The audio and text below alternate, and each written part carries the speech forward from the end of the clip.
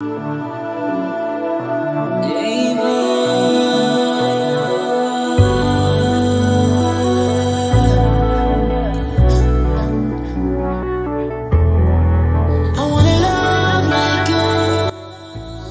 pour des albums comme ça, c'est pour des œuvres comme ça que j'écoute la musique.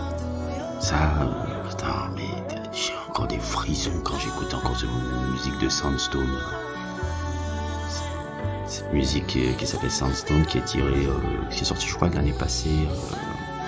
C'est la collaboration entre Don Richards et Spencer Pigment. L'album s'appelle Pigment, il est incroyable, il est magnifique. C'est pour des albums comme ça que je suis la musique. C'est pour des albums comme ça que je fais la musique. C'est pour des albums comme ça que j'ai créé la page que j'ai trouvée. C'est-à-dire que ça là, je ne sais même pas, on ne décrit pas ça. Voilà pourquoi la musique c'est ça. Au-delà de vendre des disques, au-delà de vendre des trucs, on a tous besoin de manger, je suis d'accord avec tout. La musique doit être spirituelle, comme je l'écoute là. Pas la spiritualité, bon, ça je veux pas faire chier. La spiritualité, c'est pas dire Jésus-Christ, mais c'est croire quelque chose de plus grand que toi.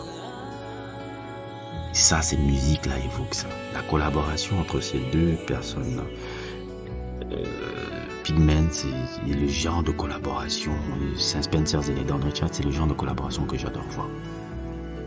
J'adore, je n'aurais même pas imaginé que ces deux-là puissent faire un album ensemble, mais c'est vraiment la fusion artistique de deux esprits aussi brillants, quoi.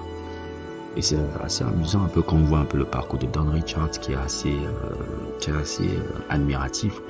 Surtout qu'on sait que à la base c'est la fille, bon, pour les petits jeunes d'aujourd'hui ils ne connaîtront pas un peu de qui je parle, mais pour les boomers un peu qui étaient un peu deep down dans la musique à l'époque, elle faisait partie d'un groupe qui s'appelait Danity Kane, qui était un groupe aussi parrainé par notre Coco Didi là, qui nous avait au milieu des années 2000 nous avait imposé des groupes un peu bidons de télé-réalité là, Make It the Band, Danity Kane, D26, bon bref des conneries un peu avant.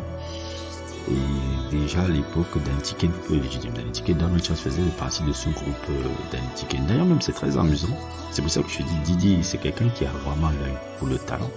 Je me rappelle dans un épisode il avait viré tous les filles du groupe, du label, et il avait laissé juste Don Richards. Il avait dit toi je vais travailler avec elle. Et Don Richards, je pense qu'il avait sorti un album solo dans son label. Et après Don Richards, encore si je me souviens bien, elle avait travaillé dans son album. Elle avait travaillé dans son collectif, comment on va dire, le trio du groupe qu'ils avaient créé là, le Dirty Money, qui était des super albums. Last Paris, c'était quoi, Last Train to Paris, je crois. C'était super bien l'album là.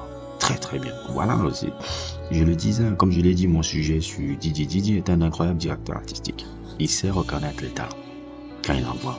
Il sait reconnaître les esprits créatifs. Il est très bon là-dedans. Ça, je le dis et je le répète.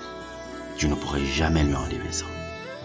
Donc, même si après leur collaboration, un truc, Don Richards est sorti vraiment depuis ces 10 dernières années. Don Richards a un catalogue musical très éclectique et très incroyable. Entre des trucs qui sont très, comment on appelle ça, alternative pop, qui peut rappeler parfois une femme comme Björk.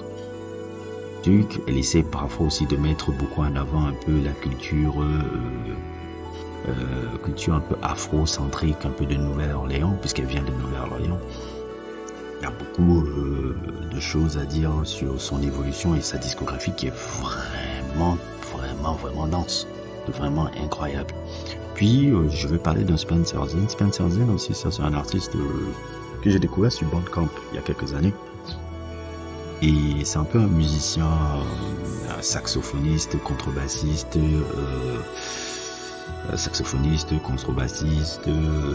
pianiste, bref, la totale quoi. Déjà même quand tu vois le look du gars, tu sais déjà que tu vas avoir un artiste particulier.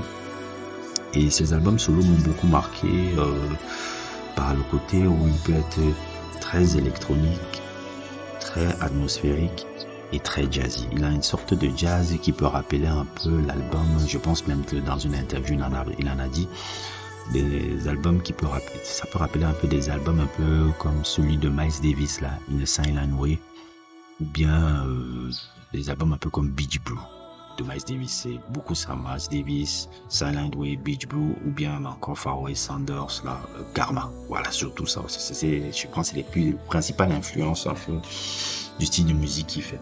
Donc, voir que ces deux-là, que je connaissais individuellement un peu, truc, fassent une collaboration, et la collaboration sur ce projet Pigment qui est juste incroyable. C'est-à-dire que c'est un mélange entre l'ambiance, le jazz, on a vraiment quelque chose on a vraiment affaire à quelque chose de unique dans son genre. C'est une collaboration vraiment très réussie. Et c'est vraiment dommage aussi parce que j'avais vu, je sais pas si j'étais sur Instagram et tout, ils avaient essayé de poster, c'est-à-dire soumettre cet album-là en nomination au Grammy. Bon, j'ai vu qu'ils n'ont pas été fortement nominés. J'aurais vraiment voulu qu'ils soient nominés au Grammy cette année parce que ça aurait été une très belle récompense par rapport non seulement à Spencer Zane mais surtout à Dawn Richards par rapport à tout ce qu'elle a vécu. Son parcours est vraiment admirable. La manière dont il est venu déjà dans la musique sud-haïtienne, comment ça s'est coupé, comment il a encore comment ça s'est recoupé encore avec Dirty Money et qu'elle a dû se réinventer, exprimer vraiment le type de musique qu'elle voulait faire. Et comment elle a réussi à développer vraiment une base de fans forte, culte fan forte. Et elle a une très très belle carrière en indépendant et la qualité musicale qu'elle sort, elle sort des albums vraiment incroyables depuis plus de 10 ans. Moi, ça aurait été beau de voir qu'elle a une nomination au Grammy, mais bon, ça n'a pas été le cas. Peut-être ça sera une autre prochaine fois pour une prochaine truc. Et Spencer Zane aussi, je continue à voir toujours les sorties qu'il a fait. Là, il a fait une collaboration qui s'appelle Les Visites of High House. Ça, c'est le dernier album que j'ai suivi de lui dernièrement. Moi, je dis, allez découvrir cette musique, allez découvrir ces gars. Pigment, c'est un putain d'album. Et moi, c'est pour ce genre d'artiste-là que je fais cette page. C'est pour vraiment parler de ce genre de personnes-là du mieux que je peux avec les armes que j'ai. N'hésitez pas à liker, n'hésitez pas à vous abonner et à plus pour d'autres aventures.